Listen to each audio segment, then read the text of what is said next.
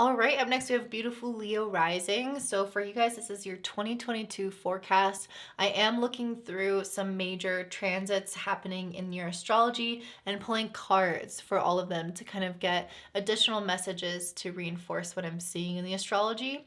And I also wanted to let you guys know I'm offering 2022 readings. If you want to see what's happening specifically for you and your chart, you'll want to definitely take a look at those, and that will be in the description box below. So let's go ahead and get started. Let's first of all talk about the fact that the nodes are changing signs. This is funny because this is the card that I just had out. The nodes are changing signs, and for you guys, that means they are moving into your 10th house. So this is a really big deal. The North Node in your 10th house means that the eclipses are going to be happening along the 10th and the 4th house axis. So massive changes in career as well as home, or even just kind of what you want out of those two areas of your life, what you think is possible, what you believe, just kind of your current nature in terms of the way that you make money or the way that you present your home and live at home. The South Node being in the 4th house is absolutely about some releasing of what is foundational for you. So that means a lot of you guys might be moving. A lot of you guys might be reconsidering certain things that you've always kind of not taken for granted, but always have believed or always have put weight into.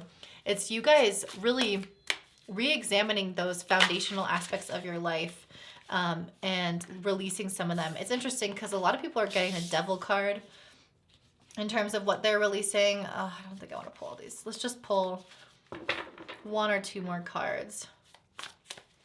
I feel like you guys, with having the North Node in Taurus in the 10th house, you're absolutely taking a new journey. And with this Ace of Cups, I feel like that's specifically speaking about this opportunity coming in for you. And it being something that is absolutely aligned with your soul purpose. The Ace of Cups is you tapping into your emotional nature, your higher self.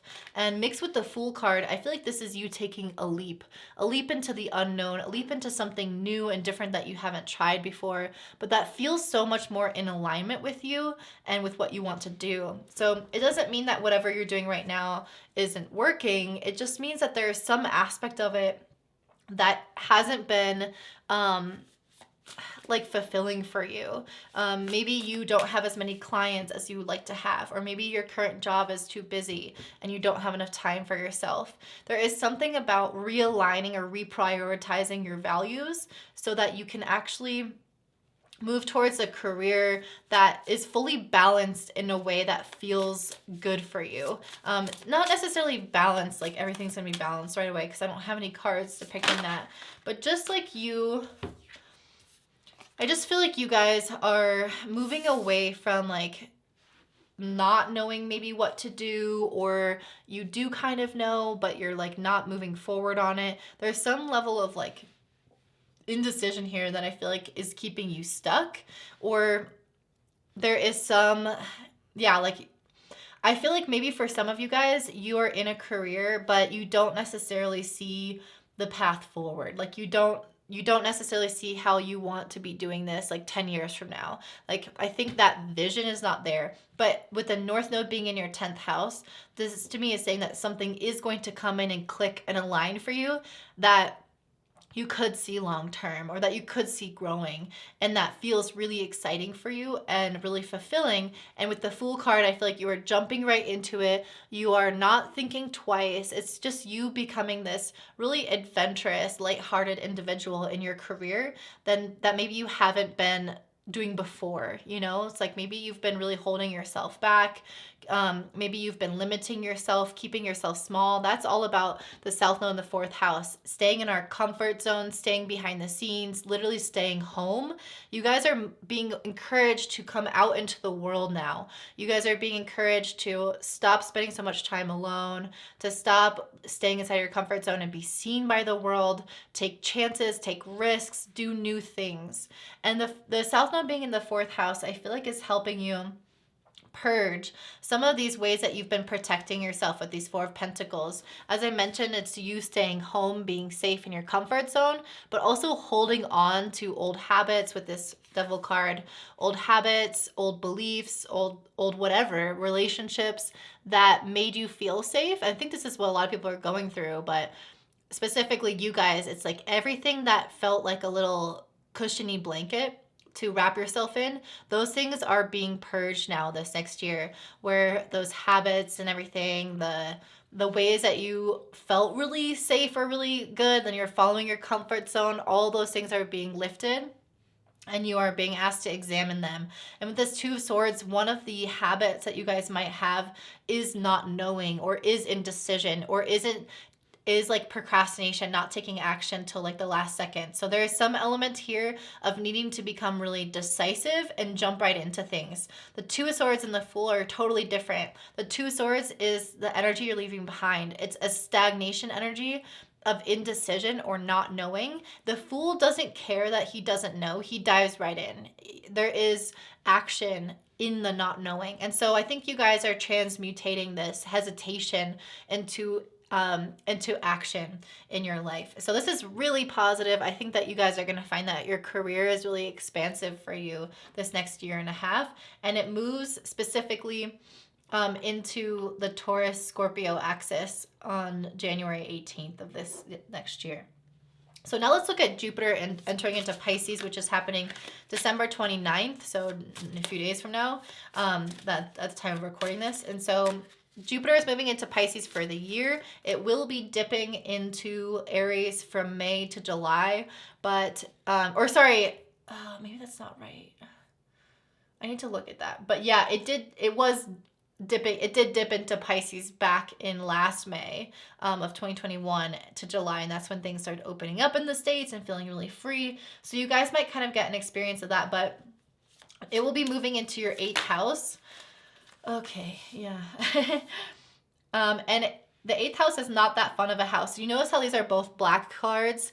That's definitely the vibe of the 8th house, is like the things that are the shadows, the things that are the secrets, the things that we hide and don't want to face. And so I feel like you guys are going to be, when Jupiter moves into Pisces this year, you guys are going to be exploring these aspects of yourself, the parts of you that maybe are imagining the worst with this Nine of Swords. This is about like a nightmare scenario. And a lot of this, though, is this person in bed imagining these knives coming at them.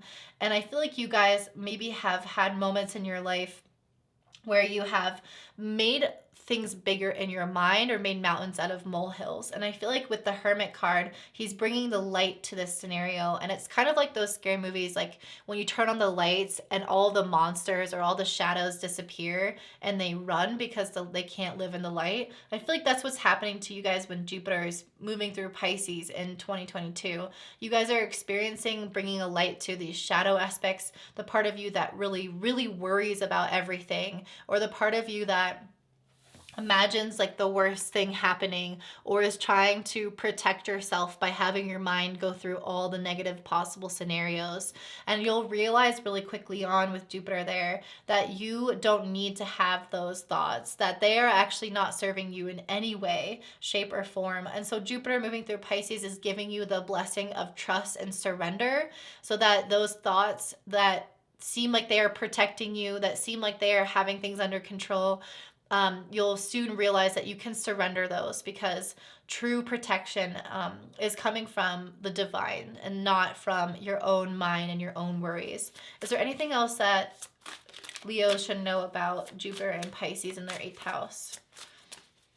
Definitely a lot of facing of your fears in a lot of ways. You guys might encounter situations that trigger some of those fears, but with Jupiter there, it's specifically to learn and grow from them, to reach new levels of wisdom, reach new levels of satisfaction. So it's not scenarios that really get you down all year and that really traumatize you. It's like bringing up any of the traumas to shed light on them, to heal them, and to feel so much lighter afterwards. So it's like a momentary blip for long-term happiness is how I see that happening. And it's definitely not something to be fearful of. With the 5 of Wands, you guys might specifically be worried about differences in opinions with other people. The Five of Wands is this combative energy where you feel like you need to make your will known, and your will might differ from other people's will. You might really be fearful that something that you're saying is triggering to someone else, or that someone else is triggering you. I often see that with the Five of Wands, is like someone pushing on a soft spot within your nature. And I think a lot of those things are going to come up, like I said, to be healed. So you might encounter fights with people, you might encounter someone triggering you, or these specific the scenarios that you are fearing, I think could come up. But with the Hermit card, there's a resolution. Like I said, there's a bringing of light, there's an immediate relief. I don't see you guys suffering or stagnating or staying in this energy. That's Saturn sticks around. I see you guys feeling uplifted and working on yourselves with this Eight of Pentacles, doing a lot of the internal work necessary to no longer be triggered by those things, to no longer think those same thoughts. I feel like you guys are going to be putting in the effort and the energy to maybe see a therapist or do some kind of meditative practice, something where you are psychoanalyzing yourself on a deeper level and putting in the effort to stop the flow of thoughts from the direction they've been going up until this point. So that's what I'm seeing for Jupiter and Pisces. Again, it's going to be dipping into Aries in May. I think I'll just do a whole other video on that rather than include that because it's only a few months out of the year. But it might be from May to July. I need to look up specifically the dates. But yeah, this feels like a really beautiful time to transcend some of those internal difficulties for you guys. Let's talk about Saturn being alone in the 7th house. What is Saturn alone in the 7th house going to do? Because now that Jupiter is moving away from Aquarius and into Pisces in your 8th, it's leaving Saturn to its own devices in your 7th house of relationships. So this could feel like a little bit of a time of challenge in relationships. You might enter into new commitments or leave existing commitments. Saturn often does that. We have the Star and the Five of Cups. Interesting. So yeah, the Five of Cups to me is saying that there can be some losses in relationships.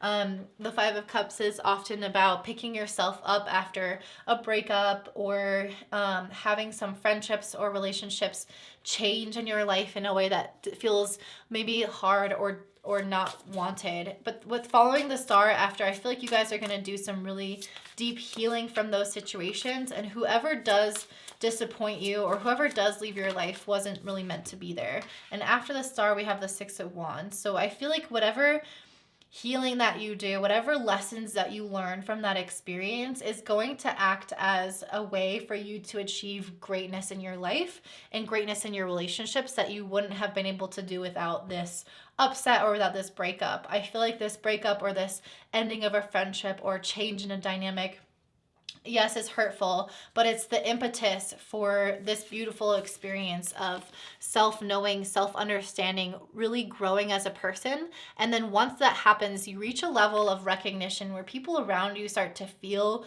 your healthiness in your relationships. They start to feel how much work you've done on yourself with Jupiter in the 8th and the Eight of Pentacles here. And they really pick up on that energy and are attracted to you. The Six of Wands is a card of visibility, is a card of recognition and fame. And I think that's going to happen in your relationships. You're going to attract a lot of new people because they will see how much healing that you've done, how much growth that you've done, and how much you've learned from the past. So having Saturn in the 7th is helping solidify that area of your life, but mostly solidify you and making sure that you understand and know yourself on a deep level through some maybe difficult interactions at times. And that is going to help you persevere and find even better, healthier relationships in the future. The sun is moving through your first house if you're Leo rising in July and August of this next year, as well as Venus is moving through there in August and September. So July through September are your months to make things happen for you guys. It's going to be a really good time in terms of achieving greater financial success, attracting new love into your life, getting the Six of Wands recognition that we're talking about here. So that's a time in which prosperity is more likely to come to you, or you have more flow of energy into Leo, which is your first house in your chart. So now let's go ahead and talk about Venus retrograde in Capricorn, which is in your 6th house of work, and it's retrograding there with Pluto until January 29th. It is hanging out in Capricorn until March. So basically, we are experiencing the retrograde now until the end of January, and then even still remnants of this energy until March. So essentially, the first few months of the year are a lot of reevaluating our money and our relationships, especially in our career. So how you want to show up to your day-to-day life, how you want to show up to your routines, how your values align with how you're spending your time. And then I pulled the King of Cups and the Three of Cups. So you guys might be this is about a lot of joy and pleasure in relationships as well as celebration. So the sixth house though with Venus retrograde in Capricorn is all about like our work. It's about us getting really clear about our level of responsibility and showing up to those responsibilities. So it's interesting to pull these like love cards and celebration cards and enjoying the moment. I feel like you guys might really go all in on the holidays and have a lot of social things on your calendar, have a lot of friendship dates set up, or maybe even be like really enjoying a new love life or a new relationship of any kind with this King of Cups. And I feel like this is having you reevaluate that, not reevaluate having those things in your life, but to what extent versus like the time that you're spending on your own responsibilities. So I think that the sixth house is trying to ask you to think a little bit more about your diligence and like how you're showing up to your work and your day and how you're taking care of yourself physically as well. So there might be some element of needing to reevaluate your sleep schedule, how like the kind of foods that you're eating, your routines, maybe like how present you've been in your workplace. Maybe you've been a little bit caught up or distracted by some social aspects of life or heart-centered aspects of life. And it's not telling you to ignore those, but to create maybe a better balance, or to make sure that at least the time management that you're doing matches your value system, so that you are feeling really fulfilled and not just like doing the things that feel good in the moment and regretting that long term. This is kind of similar to what I was saying in another group, actually. So yeah, that's something that I think you're going to be really tapping into in the first few months of the year. And that's really great because that's going to help you get on schedule with your goals and everything as well. On March 2nd, we're having Venus conjunct Mars and Pluto in your 6th house in Capricorn. So this is kind of like a culmination period. Mars and Pluto are adding a lot of intensity to the fire. So let's kind of see, let's pull some cards and see how that might play out. I definitely feel like Mars is usually representing some type of ending or initiation of action. It could go either way, just like Saturn can go either way with that. You could either commit more or end something. Pluto, though, is about transforming something that exists. So either ending it and transforming that energy into something more useful and more present and current, or completely changing the way that you do a current thing to look different, to feel better. So, and with Venus, it makes me feel like it's something around money or relationships. So let's just see what this comes up. Okay, so we have the Nine of Pentacles, the High Priestess, and the Six of Cups. So I feel like this is asking you guys to really tap into your intuition when you're making your schedule. The Nine of Pentacles is about being much more independent and self-sufficient, making money for yourself. So I think a lot of you guys are going to be focusing on how you manage your resources, as I was saying before. And it's saying that I feel like you guys are trying to stand a little bit more on your own 2 feet. The 6th house is generally about imbalances in relationships, hierarchies, working under somebody. So the Nine of Pentacles is the opposite of that. It's about working for yourself. It's about feeling equal, about feeling like you can hold your own. And so you guys, I think, are working towards the Nine of Pentacles. Even though this is happening in your 6th house, I think it's drawing attention to imbalances in relationships, as well as imbalances in the workplace, or where you have to rely on other people, or where you don't have enough money to do something that you want to do. It's like where you realize your weaknesses, and how maybe you're level of responsibility around planning and organizing your time could contribute to any lack of independence you feel. So that could come up in relationships as like, oh, this is me spending too much time with my partner and I need to draw back so I have more time to dedicate to my craft and the things that are eventually going to make me money.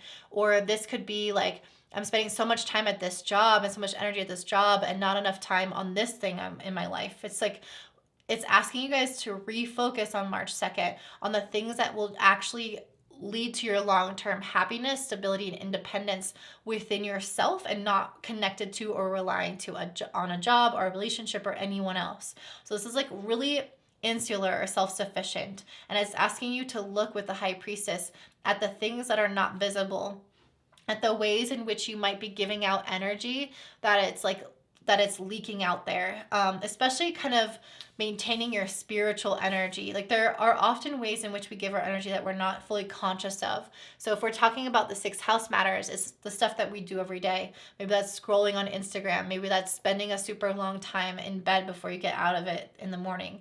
Maybe that's spending a little bit too much time talking on the phone. Whatever that is for you, there's something that hasn't been fully visible that I think you're going to become acutely aware of and uncomfortable with at the time of March 2nd when Venus, Mars, and Pluto align in your 6th house. It's asking you to get serious and responsible and cut out some old things. And so the High Priestess here is having you tap into your intuition to know what some of those things are, even if they're not just super overtly obvious. Then we have the 6 of Cups. Let me actually pull out the book for this because the 6 of Cups, okay, let's see. Innocence, sharing in beauty, childhood, recalling memories, pure connection, state of wonder, blossoming of possibilities, sweetness, nostalgia, positive emotional shifts, renewal, healing the inner child, and hope. Okay, so I feel like as you guys begin to work on your own things and you gather some more independence in your life, self-sufficiency in March, you guys are going to be coming back to maybe old parts of yourself, some things about your childhood. Maybe you used to really enjoy doing something, but you haven't been doing it lately. This card to me is saying you come back to that old hobby or that old thing, and you feel like you're reigniting a part of yourself, an old part of yourself. And so I think that this is saying to not only manage your priorities of what is existing, but also things that you used to do and used to enjoy that maybe you haven't done in a while, but you've been wanting to or has been on your mind. I think it's also saying that you're going to feel much more like happy and innocent and childlike when you are filling up your cup and working on your responsibilities in an equal amount of balancing out with your connection with others. And so the 6 of Cups to me is saying that it's going to retain a level of balance and happiness in your life that you can't achieve just from relying or interacting with other people. So this feels really beautiful. I feel like you guys are kind of being asked to become aware of where you might be giving up your power or your energy in ways that are not actually helping you move towards long-term independence and happiness. And so this time I think is going to be really beneficial for you. Okay. Now let's go ahead and look at Venus conjunct Saturn and Mars in the 7th house. This is happening on April 4th. So kind of similar energy, except instead of Pluto, we have Saturn. And so that can bring about a little bit of intensity. But it's in the 7th house also instead of the 6th. So this is about relationships. You got the Sun card, which is beautiful. Let's see what else you have. Saturn and Mars are often associated with endings, as I was mentioning before. So, but they can also be associated with further commitments or going deeper into something that you decide on. So it's possible some of you guys could have some deciding energy, and that's what the Sun brings. It brings clarity. In April 4th, some of you might be like, I'm committing to this person, or you might become really aware of the foundational issues of a relationship and start to break it down, and start to that process of ending that cycle.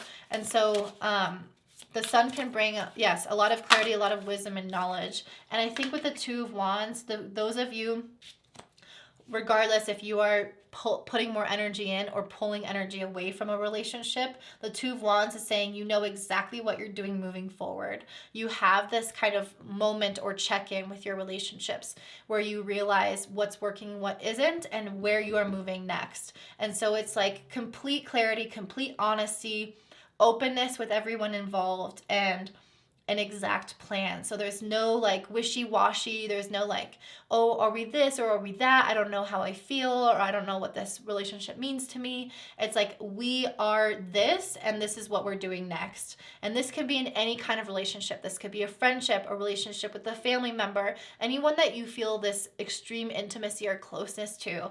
That relationship will be clear. And it could be with clients as well, because the 7th house is about our clients that we're working with. So you might get really clear about what you want to do with your clients moving forward, or what kind of dynamic and relationship you want to have with them. And then with the 2 of Wands, you are planning, you are preparing, you know the next steps, and you are doing that with them, or even just with yourself. Okay, there's so many cards. I'm going to clear these up and we're going to get started on the next transit, which is Jupiter conjunct Neptune in the 8th house. This is a fun energy in terms of feeling joy, in terms of feeling compassion, spiritual connection. Being in your 8th house, you guys might even notice that you have more kind of gifts unlocked in terms of like the spirit realm or the occult. You might enter into a new type of study. You might study witchcraft or astrology or tarot or whatever is like that. And if you do already do those things with Jupiter conjunct Neptune in the 8th, that's a time on April 13th when you could reach some unlocking of those gifts or unlocking of that innate wisdom in the occult sciences. So that would be really exciting. If some of you guys are mediums, that would be a time in which your business could flourish, or in which you could see things so clearly that you feel like they're right there in front of you. So there is a lot that can come in with Jupiter conjunct Neptune. Let's see what else is coming through. I do get a sense of healing around some of the shadows and insecurities that we have. That is also really possible. Jupiter and Neptune are both very spiritual planets, both very healing planets. We got the Strength card, the Queen of Cups,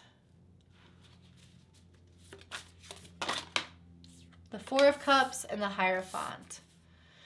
Okay, so the 8th house is also related to our level of intimacy and connection with other people, as well as kind of what stands in the way of that intimacy. And I feel like with the Strength card, you guys may have been protecting yourself in some ways. This is kind of also the Strength. The Strength also reminds me of this like wild side within us that we have to tame. And sometimes the 8th house can be like that. It can be these shadow aspects or these innate, strong, intense desires that we have. The dark side of us that wants what it wants, regardless of how it impacts others. So I feel like you guys are going to be battling with that in terms of this woman here. She's holding the lion. She's turning away from it, but she's also not willing to release it and just walk away. So I feel like you guys might be taming the beast in a way of like taming your inner beast with Jupiter and Neptune, becoming really well acquainted with it, becoming aware of the parts of yourself that maybe have felt wild or feral and unacceptable in a lot of ways. And I think that you guys are becoming intimately connected with it, accepting it, loving it with this Queen of Cups, like acknowledging all aspects of yourself in a really loving and gentle way, instead of like trying to tame it from force or from fear. I feel like you guys are embracing it. Neptune and Jupiter are about compassion, love, and understanding. And I think you're going to have that with yourself and with the shadow aspects of yourself that you've maybe been ashamed of or have turned away from in the past. I see you embracing them, facing the more wild side of yourself, and being okay with that. With the Four of Cups, though, I feel like there is some level of maybe you guys rejecting certain aspects of yourself, but I feel like, again, you are facing the parts of yourself that you are rejecting. This is the universe trying to give you insight into yourself and you turning away from it. This is the universe trying to put situations in your life to make you look at different parts of yourself and you not wanting to acknowledge it. But with the Hierophant coming after it, I feel like it's saying that you are going deeply within and you are becoming very aware of these different aspects of yourself. And the Hierophant is saying you might even like study something that is related to this. So like the occult sciences that I just talked about, or the occult subjects are going to help you tap into whatever you have been maybe ignoring. The Hierophant is often some tradition, so you might be involved in some kind of community that helps you look at those aspects, or you might be involved in some group that has similar interests as you. And regardless, it's going to help you face some of these more wild, shadowy parts of yourself. On April 13th, when Jupiter and Neptune are in your 8th house. So definitely very spiritual, definitely very compassionate and loving, and one of the best ways to utilize this energy.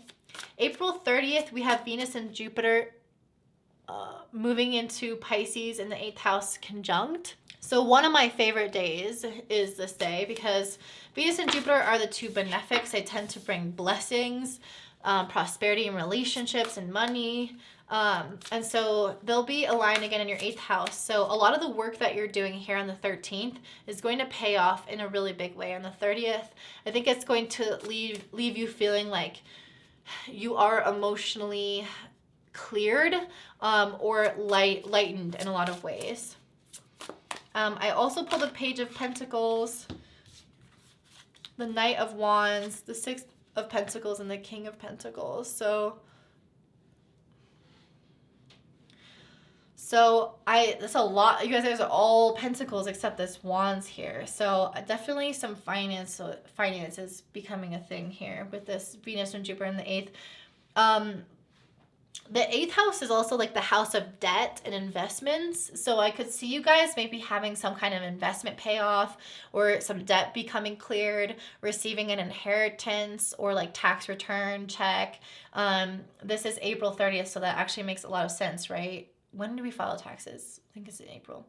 Anywho, you guys are going to receive some kind of payment. With the Six of Pentacles, it's going to feel like you're finally getting paid back for all the generosity that you have given out into the world. And I feel like it's maybe something that has grown from the Page to the King of Pentacles. So maybe you had an investment that started off really small and exploratory, like I'm just gonna throw a little money here and just see how it goes, and then it develops into the King of Pentacles, which is like now I can buy a house with that money. Or maybe you just had an idea at the beginning that turns out into you buying a house. Like there's something that's evolving that you put into the energy into prior, and it's paying off and growing into something really substantial. With the Knight of Wands, this original decision almost would have been like maybe a little bit impulsive. And this is saying that, I mean, not everything in terms of impulsivity works out, but with Venus and Jupiter, this is saying it does end up working out. Like you might have just kind of tried something on a whim and then it pays off and becomes really solid and really beautiful. Or maybe something happens like quite suddenly where like it's unexpected what comes to you. I do think that for a lot of you guys, this is like something that you've done yourself. So I do think some of you guys might get money through like taxes or whatever, but it's like something will also pay off. Like if you take that money and invest it somewhere, and it might seem like kind of crazy at the time, like I do see it paying off. There's some kind of like longevity or long-term consequence that's positive here. So again, I feel like some of you guys, it might be just coming out of nowhere, like inheritance or something, but I think for most of you, it's something that you've done of your own accord and quite passionately, suddenly, or impulsively, but with high hopes that it would work out, and it does. Then on April 30th, we have, that was April 30th, Venus and Jupiter. Then on July 1st, we have Mars and Aries in the 9th house squaring Pluto in your 6th house. So let's see what's up with that, because I have been kind of feeling like this was linked to what happened on March 2nd, where Venus, Mars, and Pluto were in your 6th. And I feel like this is a continuation of that storyline. You guys, this is the same cards that we pulled before. Weird. So this makes me feel like it's being drawn back to that scenario of you having a certain plan or clarity around a relationship, like I was saying before. With Mars squaring Pluto, it might go awry, or it might not be as you'd hoped, or you might be like extremely passionate about making it work against any of the odds, if there are odds. The Queen of Swords to me is giving me additional information. 7 of Cups and the Page of Swords. It's funny because I feel like the clarity that you had before here is like that message is repeating itself again here. With the 7 of Cups and the Queen of Swords, it's like if there was, maybe you did have clarity around what you wanted to do in this relationship dynamic around April and March. But I feel like in terms of like actually getting clear and honest with the other person, or like things fully wrapping up, it's not going to maybe do that until July, where you reach this kind of critical mass or critical point where you're like, okay, even though I knew what I wanted, maybe I didn't fully act on it yet. I had my plan, but I didn't take action. And then you reach another point in time where you maybe like are really actually making everything wrapped up in a little bow. Because these cards to me are really saying the same thing. It's like, I'm not sure with the Seven of Cups. I have lots of options. I don't know what I'm doing. And the Queen of Swords is coming in and saying, this is what you're doing. Let's be honest with ourselves. Like the Queen of Swords is kind of like the bitch of the tarot. It's like, I'm just going to say exactly how it is. I'm not holding back. I'm going to be totally truthful to myself, to other people, about what I want, about what I think. And it's cutting through the illusion of the Seven of Cups, which can create this mystery around somebody, or this like hopefulness around a situation that is actually like not grounded in reality, or is like imaginative. So I feel like you guys are becoming like really clear about something. Maybe the Sun and the Two of Wands, this clarity that you had before, maybe new information arises between March and April and this point in July, where you're like, actually all this other stuff has happened and it's created like a lack of clarity again. Like new information has arisen and now I have to handle that situation and get clarity again. It could be something like that, or it could be just a continuation of the same storyline, just repeating it twice.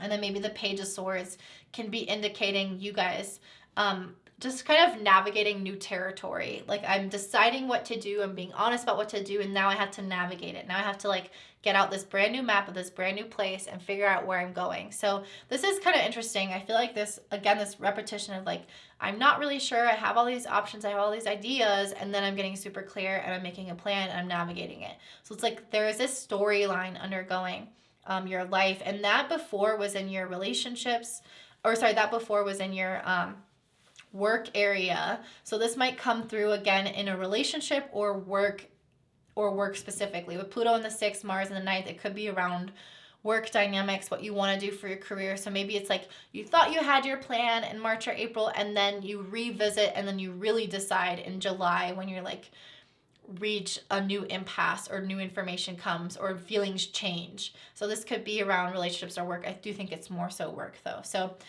yeah, hopefully that makes sense. I know that was kind of all over the place, but that I think is a really important message for you guys.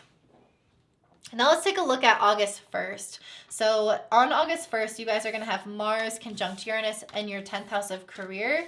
So if you are realizing in July with those cards that something in your work isn't really cutting it anymore, specifically with a job or something that feels unequal in your life, or some kind of routine that's not working in your life, I feel like by August, you're like, I'm ready to make a change. I'm ready to do something different. Mars with Uranus is squaring Saturn in the 7th house, so it might also involve like it might also involve some tension from relationships. Like, here's how I want to change my work, but then it's going to affect my relationship in this way. Or here's how I want to change my work, but I don't want to hurt people at my workplace and just like leave them behind. So it's like you're really considering or feeling restricted by other people in this dynamic. But it's also sextiling Venus and Cancer in the 12th, which is encouraging leaving behind something, encouraging making a change. And yeah, not allowing that relationship to maybe dictate what you're doing in your career specifically. So Mars with Uranus, let's see what that is in August 1st. Mars with Uranus. So many people are getting Empress card for that day. It's very interesting to me.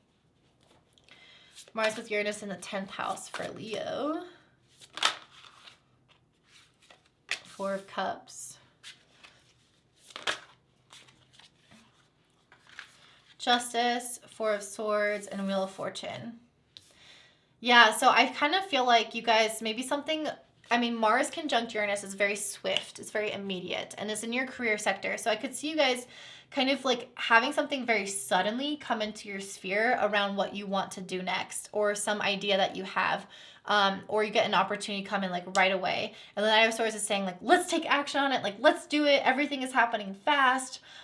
Realizations are coming in out of nowhere. And the Empress card is saying like, I feel so abundant with this. I feel so good about this. Like, I feel like there's so much opportunity. There's so much potential for growth here. But then with that square with Saturn the 7th with this, there is a hesitation because of somebody else. And so there is a hesitation. Maybe you have to leave behind your family. Maybe you have to abandon people at the workplace. Maybe it would somehow affect your romantic relationship or a friendship dynamic. Maybe you have to move somewhere else and that would affect your relationship. So there is this feeling of like, I want to act immediately on it because it feels really exciting and prosperous, but I'm not sure with that Saturn in the 7th. Like, I'm not sure how this is going to affect people, and I'm not sure if I want to take it because of that. The Justice card in the Four of Swords is indicating to me that whatever is coming through here is meant to find you. It's meant to create this change in your career and in your life, and it's meant to help you honestly achieve more prosperity, more balanced prosperity, because you guys have had Pluto moving through the 6th, so you've had a lot of like focus on kind of where you're putting in your energy, how you're giving to other people, and it might sometimes feel like you're giving and giving and giving and not always getting things like equally back with Pluto in the 6th house. And so this Justice card to me is saying that this opportunity coming through is here to help you achieve a level of balance, help you achieve finally getting stuff back. So maybe you've been putting a lot into a career and you want more clients, or you want more money, or you want more growth opportunity, but you've been stuck.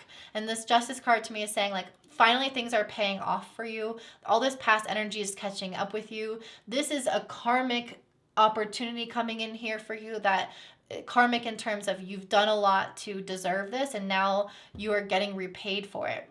With the Four of Swords, though, I feel like the Four of Cups and the Four of Swords are like, I don't know. I'm not acting on this right away. Even though it's coming in quickly, I'm taking a second to think about it. And the Four of Swords is telling you to go within about how to best navigate this situation.